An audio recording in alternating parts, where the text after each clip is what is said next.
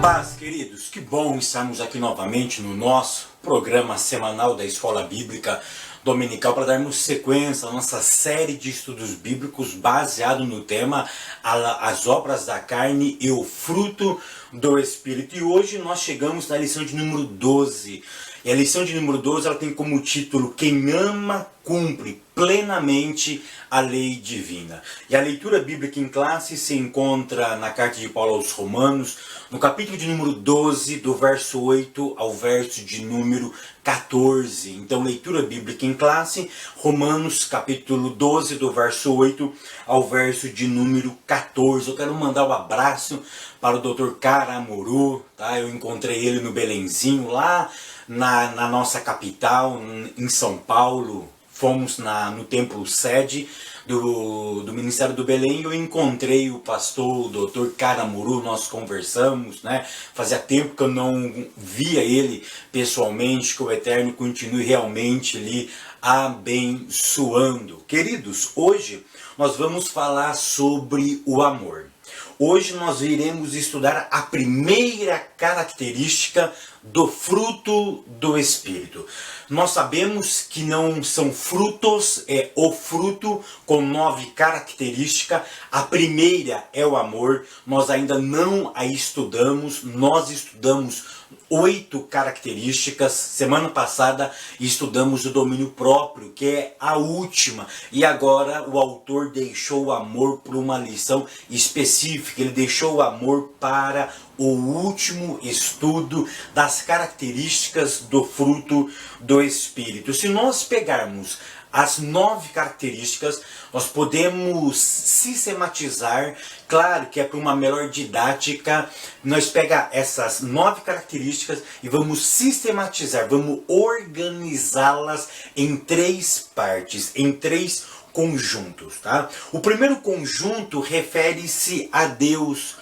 E quais são as 3 características ou as características que nós vamos desenvolver com a ajuda do Espírito, que é referente a Deus? São 3, o amor, a paz e a alegria. Então, o amor, a alegria e a paz, amor, paz e alegria, refere-se ao Eterno. Tá? Existe um outro grupo, né? O outro grupo é referente ao próximo. E quais são as características que se referem diretamente ao próximo? A longanimidade, a benignidade e a bondade. Perceba que essas 3 características refere-se diretamente ao relacionamento que nós prestamos ao próximo. E uma outra, e a última, o último conjunto refere-se a si mesmo. É um cuidado que você tem que ter consigo mesmo, que é a fidelidade, que é a mansidão e o domínio próprio. Então perceba que são 3, tá? São grupos de 3, 6, 9. Então o primeiro grupo, a Deus, que é o amor, a paz e a alegria. Agora o grupo que se refere ao próximo. Como eu vou me relacionar com o próximo? São mais 3. A longanimidade, a benignidade e a bondade. Aí existe mais 3 que refere-se comigo mesmo. Que é a fidelidade, que é o domínio próprio e que é a mansidão. Então nós podemos organizar as características do fruto do Espírito em 3 classes. Mas nessa aula nós vamos atender exclusivamente ao amor. Tá? Nós vamos falar de forma exaustiva sobre o amor. Por quê? Porque o amor é a base, é o alicerce, é a engrenagem, é a amálgama. É onde, preste atenção no que eu vou dizer, eu não consigo desenvolver, claro que tudo é com a ajuda do Espírito Santo. Eu não consigo desenvolver o domínio próprio se não tiver o amor. A paz, se não tiver o amor. A alegria, se não estiver o amor. A benignidade, longanimidade, mansidão, o domínio próprio, a fidelidade. Nenhuma das outras 8 características eu não consigo desenvolver se eu não desenvolver também o amor. O amor é engrenagem, o amor é aquilo que liga, o amor é a base, o amor é que dá sustentabilidade a todas as outras 8 características. Mas o maior, no meu ponto de vista, o maior problema não é falar, não é filosofar, não é romantizar, não é discursar sobre o amor. Mas, no meu ponto de vista, o maior problema é materializá-lo, é pôr o amor em prática. Eu gostei muito da expressão, da escrita do pastor Osiel Gomes, que ele disse que a maior marca de uma igreja não é a sua teologia. Não importa que nós somos arminianos, não importa que os presbiterianos são calvinistas, não importa a marca dos batistas tradicionais, dos anglicanos, dos luteranos, não importa a marca, não importa qual é o seu credo. Eu achei muito interessante isso. Então não importa a sua teologia, não importa o seu templo. Não importa se na sua igreja cabe 5 pessoas ou cabe 1 milhão de pessoas. Não importa o tamanho do seu templo, não importa as suas tradições, mas sim o seu amor para com Deus e para com o próximo. Então hoje eu quero propor uma aula um pouco diferente. Eu não vou falar o que é amor, porque nós estamos careca de saber o que é amor. Se eu perguntar para um leigo, para um cristão leigo que não entende nada de teologia e falar para ele o que é amor, ele vai me definir o que é amor. Se eu perguntar para um mendigo que está deitado na sarjeta o que é amor, ele vai definir o que é amor. Eu não preciso entender de termos gregos, hebraicos aqui para entender, para praticar o amor. Então por isso que eu quero propor uma aula diferente. Porque se eu perguntar para um ateu, para um místico, para um esotérico, enfim, se eu perguntar para qualquer ser humano, ele vai definir o que é amor. Então por isso que eu quero propor uma aula diferente. Você vai encontrar essa aula no meu blog. E eu fiz a minha própria aula. Hoje eu vou deixar um pouquinho a revista de lado, tá? Eu não vou falar tópico por tópico da revista, porque todos nós sabemos de cor e salteada o que está escrito lá. São revistas e revistas passadas, mas eu quero propor uma aula diferente para você e para sua classe. Tópico primeiro, é o meu primeiro tópico, né, da minha aula aqui. Praticando. Ponto 1. Transforme letra em ação. O maior problema do nosso cristianismo tem sido a sua prática. E perceba que esse era um tema muito pregado pelo nosso Senhor. Perceba que Jesus chamava os que conheciam muito de teologia, que tinham muito conhecimento e não praticavam, ele chamava de quê? De hipócrita. Irmão, vamos ser sinceros.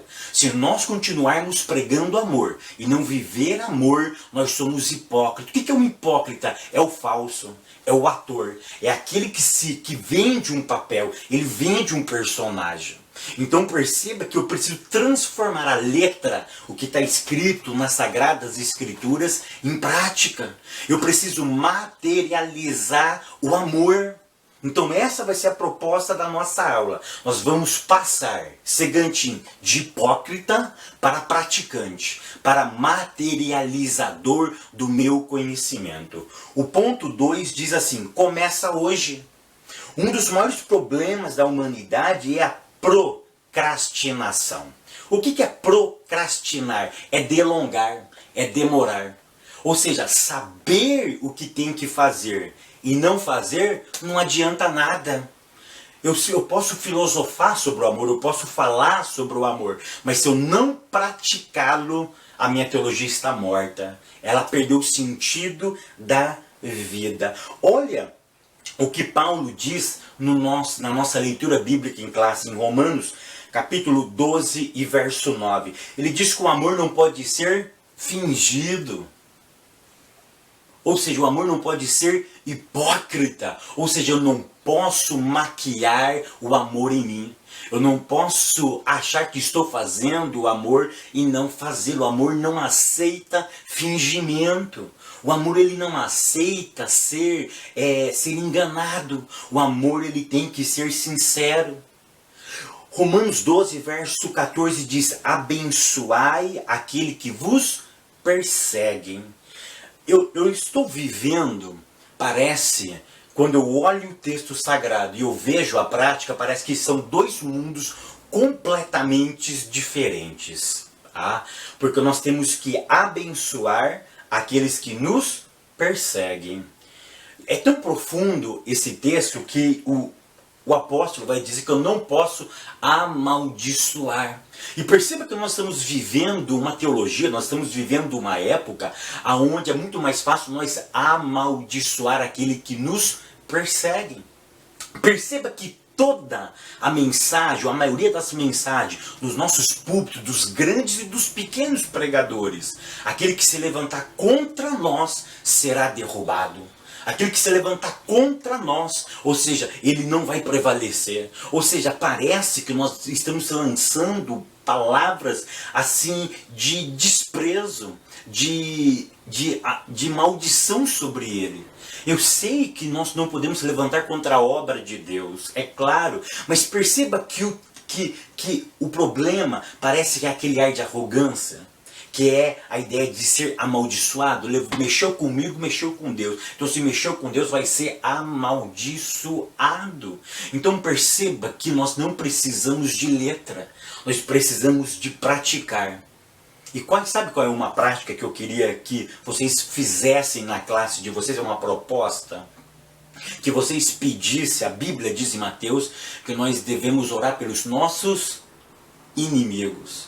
Ô meu irmão, olha o que eu vou dizer agora. Pega a classe de vocês, dá um papelzinho para eles e pede para eles escreverem o nome de uma pessoa que eles não gostam, ou que eles odeiam, ou que eles não conversam, o nome do pai, da mãe. Manda eles escrever, porque uma das coisas mais doloridas para uma pessoa que está com raiz de amargura no coração é mencionar o nome daquela outra pessoa. Porque quando ele ouve a menção do nome, ou menciona o nome, o coração dele fecha, ele se trava consigo mesmo, ele fica meio neutralizado, ele fica engessado, ele fica incapaz de ter uma outra reação se não for negativa.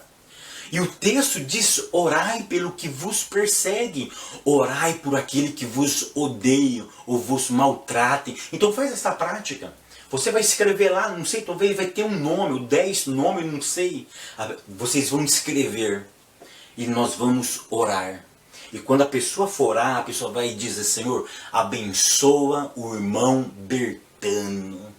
Quando nós mencionamos o nome da pessoa que nós não gostamos, nós vamos quebrar a barreira do maligno. Nós vamos quebrar. E sabe qual é a outra prática que eu sugiro, além de orar? É fazer um desafio. É fazer um desafio de nós irmos até as pessoas que nós não gostamos e pedirmos perdão.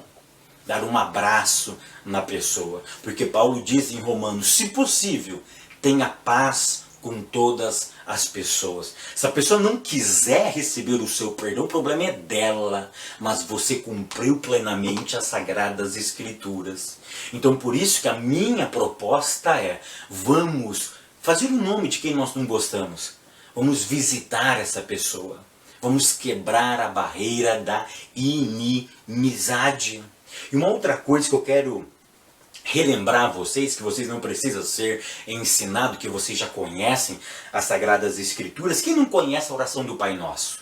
E o ponto 3 meu diz assim: acumulando o pecado.